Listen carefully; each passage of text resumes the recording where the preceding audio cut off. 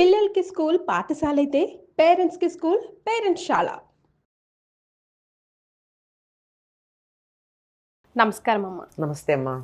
మా ఆర్థిక ఇబ్బందులు అన్నది చిన్న నుంచి పెద్ద వరకు ప్రతి ఒక్కరిని సతమత పెడుతూనే ఉంది. అంటే ధనికుణ్ణి కూడా ధనికుణ్ణే కాదమ్మా, ప్రభుత్వాలని కూడా మరే ప్రపంచాన్ని ఏలే దేశాన్ని ఏలే వాళ్ళని కూడా ఇబ్బంది పెడుతూనే ఉంది. మరి అలాంటి వారందరి కోసం ఏమైనా రెమెడీస్ చెప్తారా? మొట్టమొదటిది అప్పు చేయకుండా ఉండడం. అప్పు చేయకుండా అప్పు ఎందుకు చేస్తారు అంటే మన వనరులకి మన ఆశలకి మధ్య తేడా ఉండడం వల్ల. నాకున్న వనరులని అనుసరించి నేను నా ప్రణాళిక వేసుకున్నప్పుడు అప్పు చేయాల్సిన పని ఉండదు. ఇది సామాన్యమైన సిద్ధాంతం. కానీ అప్పుడప్పుడు ప్రత్యేక పరిస్థితులు ఉంటాయి, అనుకోకుండా ఇబ్బందులు వస్తాయి, ఏదో అనారోగ్యం చేస్తుంది, ఇంకేదో అవసరం అవుతుంది, ప్రాణావసరం అనుకోంది వస్తుంది, ఇలాంటివి ఏదో దుర్ఘటన జరుగుతుంది. అటువంటి సందర్భాల్లో మనకున్న వనరులని బట్టి మనం ప్రణాళిక వేసుకున్న ఆర్థిక విషయంలో తేడా రావచ్చు. అట్లా తేడా వచ్చినటువంటి సందర్భంలో అప్పులు చేస్తే ఆ అప్పుని తీర్చే ప్రయత్నం చేయాలి, వాయిదాలు వేయకూడదు. చాలామంది ఏమిటంటే ఈ అప్పు చేసిన తర్వాత కూడా ఇంతకు ముందులాగానే జీవితాన్ని యథాప్రకారంగా ఉన్నంతలో సుఖంగానే అన్ని భోగాలు అనుభవిస్తూనే గడుపుతారు. కానీ అప్పు తీర్చటం ప్రధానమని అనుకోరు. పర్వాలేదులే, ఇన్నాళ్ళు ఎలాగో అప్పే కదా, వడ్డీ ఇస్తున్నాం కదా అని చెప్పి ఆగుతూ ఉంటారు. దానివల్ల ఇబ్బంది పడుతుంది. మొట్టమొదట చేసిన అప్పుని తీర్చాలి అనేటటువంటి సంకల్పం మనసులో గట్టిగా ఉందా లేదా ఆలోచించుకోండి. చాలామందికి అది లేదండి. ఎప్పుడో అప్పటికి ఏదో రకంగా అప్పుని మాఫీ చేయకపోతారా, తప్పించుకోకపోతామా, ఏదో రకమైనటువంటి పరిస్థితి రాదా, వాళ్ళలో నేను ఎగిరిపోకుండా ఉంటామా అనేటటువంటి ఆలోచనలో అప్పు తీర్చడానికి సందేహిస్తూ వెనకాడుతూ వాయిదా వేస్తూ ఉంటారు. అందువల్ల సమస్య వస్తోంది. తీర్చాలి అనేటువంటి నియమం ఎందుకు పెట్టుకోవట్లేదు? ఈ మధ్యకాలంలో చూస్తున్నాం, లోన్ యాప్స్ ఏవో ఉండి వాళ్ళు వేధిస్తున్నారని ఆత్మహత్యలు చేసుకోవడం. అసలు అంతంత లోన్ ఎందుకు తీసుకోవాలి మీకు తీర్చే వనరు లేనప్పుడు? వాళ్ళు ఇప్పుడు అగ్రెసివ్గా మార్కెటింగ్ చేస్తూ మన ఇంటికి వచ్చి అప్పిస్తామని వెంటబడుతున్నారు. అంతే కదా? వాళ్ళు ఇస్తున్నారు కదా అని మనం అప్పు తీసుకుంటామా? మన అవసరానికి తీసుకుంటామా? సాధారణంగా అవసరమై అప్పు తీసుకునే సందర్భాలు వేరు. కానీ ప్రస్తుత కాలంలో ఎక్కువగా భోగాలకి విలాసాలకి తీసుకునేటటువంటి అప్పులు ఎక్కువగా ఉన్నాయి.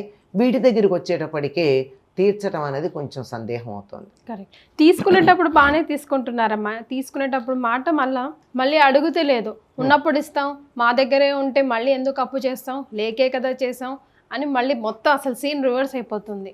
అక్కడ వస్తే ఇప్పుడు అప్పు ఇచ్చిన వాళ్ళు ఆత్మహత్య చేసుకోవాల్సిన పరిస్థితి వచ్చేస్తుంది. అందుకే చెప్పేది ఏమిటంటే ముందర అప్పు తీర్చాలనే ఉద్దేశం ఉండాలని చెప్పాను కదా. ఇప్పుడు అప్పులు దొరుకుతున్నాయి కదా, జీవితాన్ని అనుభవించేసేద్దామని తిందాం అందిట, ఎట్లా తిందాం అందిట, అప్పు చేసి తిందాం అందిట, అప్పట్లా తీరుద్దాం అంది, ఎగేద్దాం అందిట. అయితే 5 వేళ్ల ఒక పాట. ఇప్పుడు ఈ 5 ఉన్నాయి. కరెక్ట్. ఇవాళ రకరకాలైనటువంటి పదార్థాలతో, ఐస్ క్రీములతో, స్వీట్లతో కడుపు నిండా భోంచేయాలన ఎందుకు అంత ఉండాలి మీకు అప్పులు ఉన్నప్పుడు? ఆరోగ్యకరంగా కడుపు నిండి మీ ఆరోగ్యాన్ని చక్కగా ఉంచే చక్కనైన ఆహారం తీసుకో, పప్పు కూర అన్నం తినచ్చు కదా, ఏదో పెరుగు. కానీ రోజు పులావులే తినాలి, రోజు పులిహారలే చేసుకోవాలి, రోజు చక్కెర పొంగలే చేసుకోవాలి అని అనుకుంటే కదా అప్పు చేయాల్సి వస్తుంది. అంటే ఇది ఇంకోళ్ళతో పోలిక. వాళ్ళెవరో చేయగాలని మేము ఎందుకు చేసుకోకూడదు? వాళ్ళకి అప్పులు లేవే, అది ఎందుకు మర్చిపోతున్నారు? పోలిక దగ్గర వనరుల గురించి మర్చిపోతున్నారు. మనకున్న వనరులు, మనకు అందుబాటులో ఉన్నటువంటి వాటిని మనం పరిగణనలోకి తీసుకున్నప్పుడు అప్పులు చేయాల్సిన పని రాదు. వాళ్ళెవరో వాళ్ళ అమ్మాయికి విదేశీ సంబంధం తెచ్చారు కనుక మేము కూడా మా అమ్మాయికి తేవాలి కనుక అప్పు చేసి తెస్తాం. వాళ్ళ అబ్బాయిని అమెరికా పంపించారు, మెరిట్లో వెళ్ళాడు అబ్బాయి, మా అబ్బాయికి మెరిట్ లేదు కనుక నేను 40 లక్షలో 50 లక్షలో ఇచ్చి ఖర్చు పెట్టి పంపిస్తాను. మరి ఇవి కదా అప్పులకు కారణాలు. మరి ఇలాంటివి అనేకం నిత్య జీవితంలో వేలు వందలు అప్పు చేయడం దగ్గర నుంచి లక్షలు కోట్ల దాకా ఉండే అప్పులన్నీ ఇలాగే ఉన్నాయి. అందువల్ల మన అవసరానికి తగినట్టుగా జీవితం గడుపుకుంటూ ఉన్నవాడికి అప్పు చేసే పరిస్థితి రాదు. అసాధారణ పరిస్థితుల్లో అప్పు చేస్తే దాన్ని తీర్చే ఉద్దేశం ఉండాలి. తీర్చే ఉద్దేశం ఎట్లా, అది కదా అది చెప్పుకోలే. ఇంకా తీర్చే ఉద్దేశం ఏమిటి అంటే, ₹1 పక్కన పెట్టండి ఇవాళ నేను అప్పు తీరుస్తున్నానని. ఓ డబ్బా పెట్టి ఇవాళ ఈ రూపాయి మనకి లెక్క రాదు, అటు ఇటు చిల్లర పడేస్తాం. నేను ఇవాళ అప్పు తీర్చడానికి ₹1 అక్కడ పెడుతున్నాను అంటూ మొదలు పెట్టుకోండి. కొన్ని రోజుల తర్వాత రూపాయి కావచ్చు, ₹2 కాదు, చిల్లర పడేస్తూ ఉండండి. కొద్ది రోజుల్లో మీకు అప్పు తీర్చేది వస్తుంది కదా, అప్పు తీరుతుంది కదా. లేదు చిన్న చిన్న అవసరాలు, ఇవి పెద్ద అవసరాలు అనడానికి లేదు, చిన్న చిన్న విలాసాలు, వీటిని నేను మానేసుకుని దీని డబ్బు పక్కన పెడుతున్నాను అనుకోండి, కొంతన్నా తీరుతుంది కదా. ఓ ₹1,00,000 అప్పు ఉందనుకోండి, ఇలా అలా అలా పడేసో 100 అందులో పడింది, లక్షలో 100 తీరినా నయమేగా మరి. అలాంటి చిన్న చిన్నవి కాదు. నాకు ₹1,00,00,000 వస్తే ₹1,00,000 అప్పు తీరుస్తానని దృష్టిలో పెట్టుకోవడం వచ్చింది. ఇది మొదటిది.